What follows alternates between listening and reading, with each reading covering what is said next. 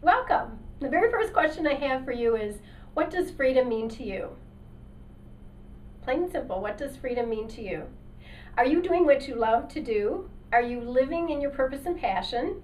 Are you doing what excites you as far as what it is that you engage in as far as your work goes, as far as your life goes? Are you living your life? Those are just some of the questions that we're going to cover here today, and how to get at, is that what you're doing? Are you doing what you love to do? Because really the bottom line is, do what you love to do, and that'll take you anywhere that you want to go. The key, because that really is the key to sustaining and keeping you motivated in doing whatever it is that you aspire to do.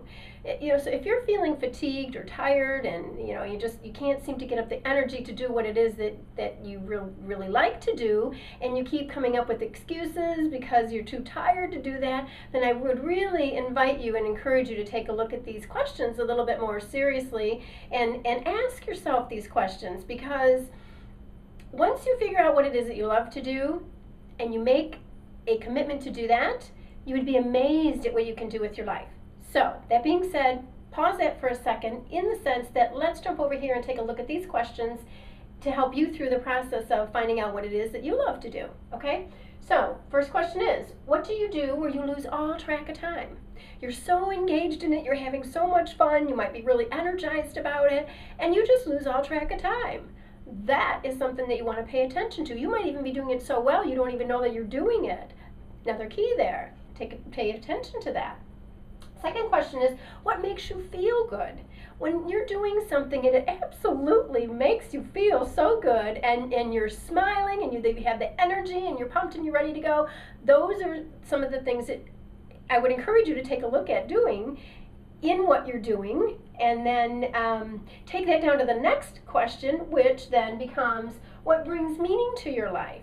What is it that just absolutely makes your heart sing?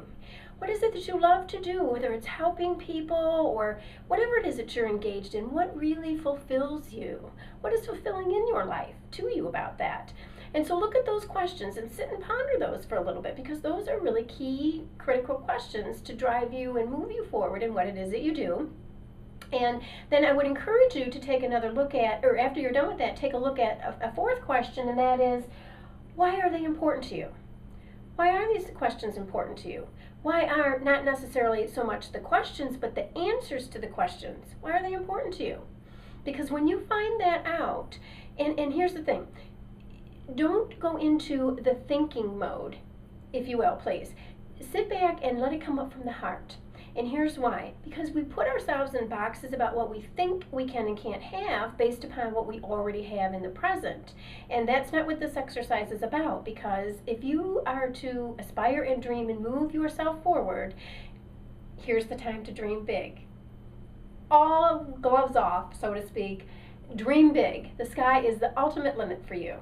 Okay, so engage in this exercise. But I'm just like you. Let me just share that with you. I'm Deb Farrell, and I'm just like you. I was in corporate for 30 years, and the last 5 years I served as an HR director, and I had my master's degree, and I was certified in human resources, and I had all the credentials and stuff, but there was something there that was just tugging at me saying, Deb, you can do so much more, but I couldn't figure out what that was. It was like a missing piece to the puzzle for me. So this is how I know that you can dive in and do what you're doing, because now I'm teaching and coaching and speaking and a best-selling author, and I'm helping people do what they love to do, or finding out what it is that they love to do, and helping women entrepreneurs go from corporate to entrepreneurship and start to profit without a struggle. And there's a process in place to make that happen. So I know it can be done, and I'm here to encourage you to just take some time and answer the questions. And actually, some of these questions are really even in this report that I produced for you, is my gift to you. So if you would like to receive that,